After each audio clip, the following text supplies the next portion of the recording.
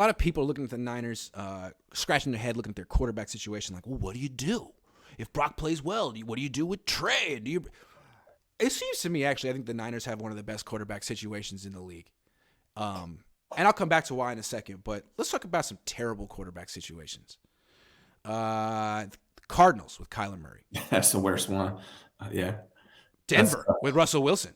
Yeah, that's bad. Oh, those are both bad. Yeah, I don't know which Green is Bay with Aaron Rodgers. I mean, that's not work. And they're on the hook for a lot of money for a lot of years with him. And then Deshaun Watson in Cleveland.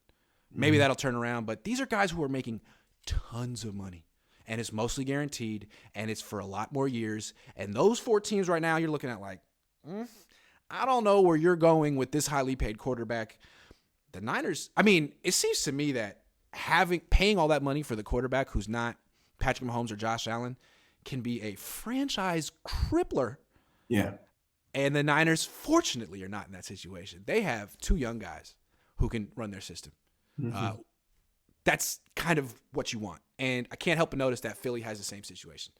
Mm-hmm. Hell of a team, young quarterback, not paying him a lot of money. Team is freaking stacked. So you might argue the Niners are in a great spot at quarterback. Oh yeah, I agree. And you've been actually talking about this for years in regards to the market at quarterback. Yeah, and it's obscene. It's like, okay, it's a quarterback-driven league, so the quarterback has to be the highest-paid player. So every time a quarterback hits free agent market, he makes more than the last guy, and not just in gross money, but in salary cap percentage. Like these quarterbacks are making 15, 17, 19% of the cap. Yeah, that's too much. No one has ever won a Super Bowl doing that. And now, if you have a guy like Brock Purdy who's making $900,000 on a team like the Niners, hard to compete with that. It's hard to compete with that. Yeah, if Brock Purdy continues to play the way he's playing right now, it almost seems criminal that what they're doing. $900,000 for that kind of play. That's nuts. And then if you throw in Trey Lance, even what Trey Lance is making, what is he making? Like $9 million or something like that? Something like that. Yeah. So combined, it's still one of the cheaper rooms in the country. I mean, in the league. Yeah. Yeah, even $9 million doesn't seem that bad if you compare it to what some of these other teams are playing. So, yeah, I mean, less than $10 million for both quarterbacks, who I think both have a ton of potential. You know, I really think Trey Lance has a really high ceiling, has potential to be great. Whether or not he starts next year, I think it's going to be determined on how Brock Purdy finishes this season. But it doesn't really matter to me. I think at some point he's going to get his chance as well. And having both these quarterbacks at $10 million allows you to do things like re-sign Nick Bosa and, Emmanuel Mosley. Everyone. Yeah. You can build up this team, and that's the strong position to be in. I think the league, but you're seeing it's changing. There's going to be a few, exceptions of where you get these all-time great type quarterbacks that are worth the money that you're paying them. But in general, it seems like you can get by with these young guys, just build the team around them, and just have a quarterback that's serviceable. And the 49ers, as great as Brock Purdy's playing, and we always forget, like we talked about a lot with Jimmy Garoppolo, that, hey, a lot of people gave him the win-loss record. Me and you, we were like, well, this team is really freaking good. Mm-hmm. So it makes it really easy on him. It's the same thing with Brock Purdy. I think we're forgetting that a little bit with Brock. He's got an elite defense. He has some of the best weapons in the NFL. And that's all because, they're not spending an arm and leg on quarterbacks anymore. Right. And so I'm not saying that the Niners should one day make Brock Purdy the highest paid player in the league like they made Jimmy Garoppolo. I think I don't know about that. I haven't seen that kind of skill set from him, but it's all about price. I think it's especially when the quarterback market has gotten out of whack, is the way I see it. It's outrageous, and it's getting worse. And it's getting so bad that I think it crippled 4 organizations this offseason. And there's going to be a market correction because you can't keep paying top 10, top 15 quarterbacks as if they're top 2. And even Patrick Mahomes, the best quarterback I've ever seen in my life. Kansas City's trending downward, in my opinion. Their defense isn't what it was. They lost Tyreek Hill. They don't have the weapons they used to have. Like, I don't know.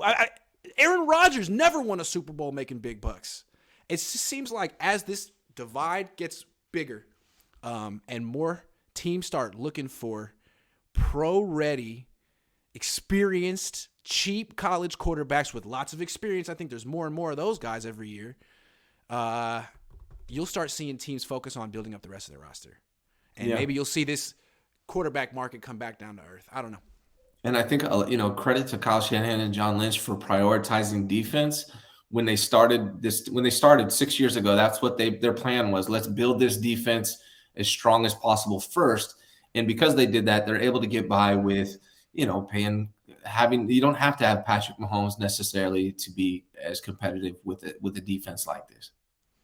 Absolutely not. And the thing is, if you have Patrick Mahomes, you're not going to have if you pay all this money for a quarterback, you're going to have to sacrifice a lot.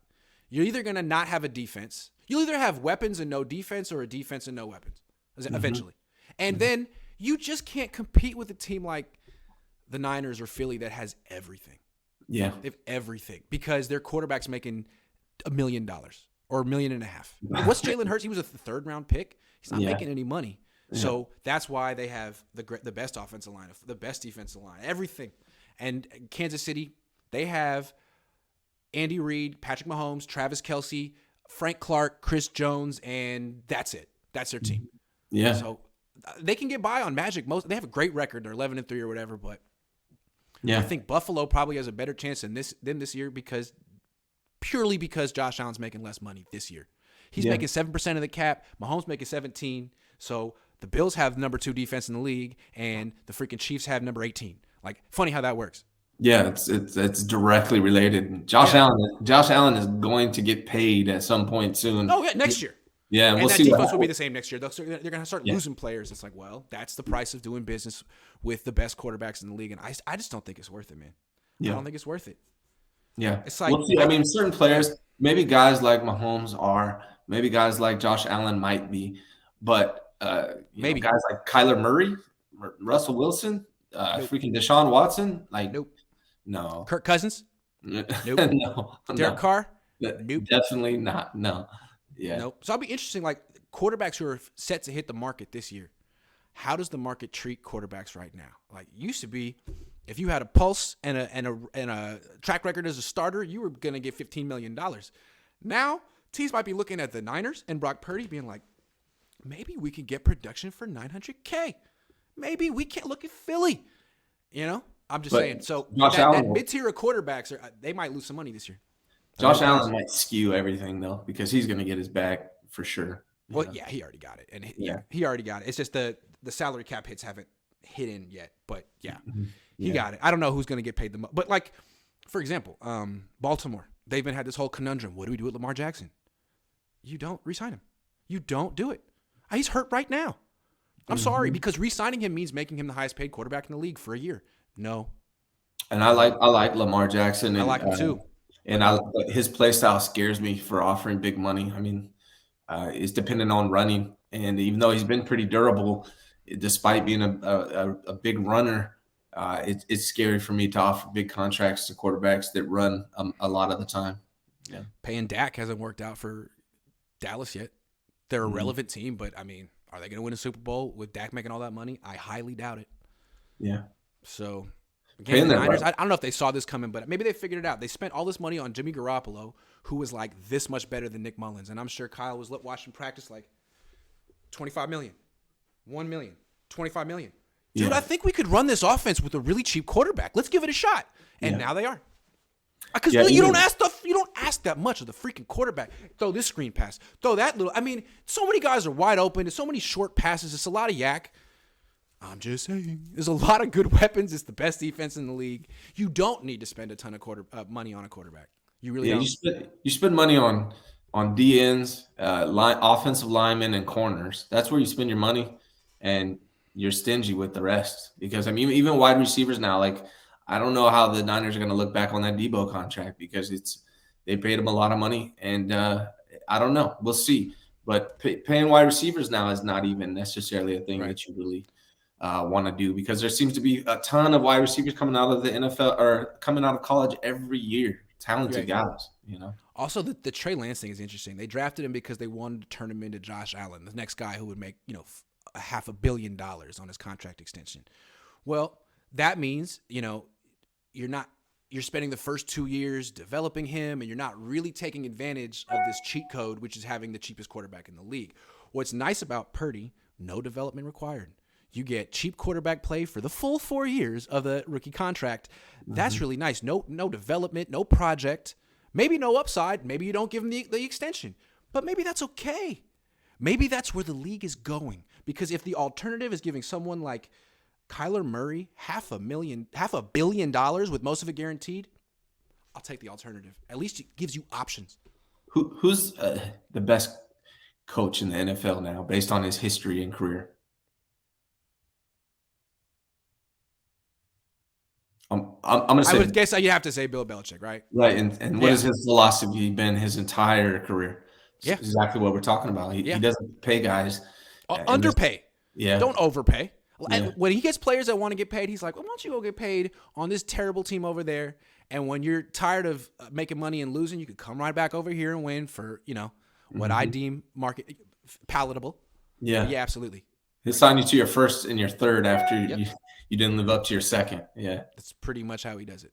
So when people say the Niners have a conundrum or they got to get rid of Trey, nah, man. They got 2 young quarterbacks that are both cheap, and that's a great position to have. They should probably look for a third. Just saying, because I think their formula is to have the highest paid defensive end, the highest paid left tackle, the highest paid fullback, the highest paid tight end, the highest paid wide receiver, or one of them, the highest paid linebacker, another highly paid linebacker, a really highly paid safety, a really highly paid. They want to be stacked everywhere but quarterback. So keep finding guys like Brock Purdy. If you can find one, find 2. Yeah. Seems like you can do it. Yep. And I love that they traded up to 3 last year, and they may have wanted Mac Jones, and someone in the organization was like, Kyle, first of all, we could have had Mac Jones at 12. And second of all, we could get you someone better than Mac Jones with literally the last pick in the draft next year. Can you be patient? And he's like, okay, fine. And then they got him. He's better than Mac Jones. And who do you give that credit to again? Remind me, Brock Purdy. Who spotted Brock Purdy? Was it Reese? It must have been the area scout. I mean, whoever is assigned to that area was the first guy on him. And then I think once he showed him to Brian Greasy, Clint Kubiak, everyone was like, oh, yes. Oh, yes. So I think there was early consensus from the people that, no. So, good for them.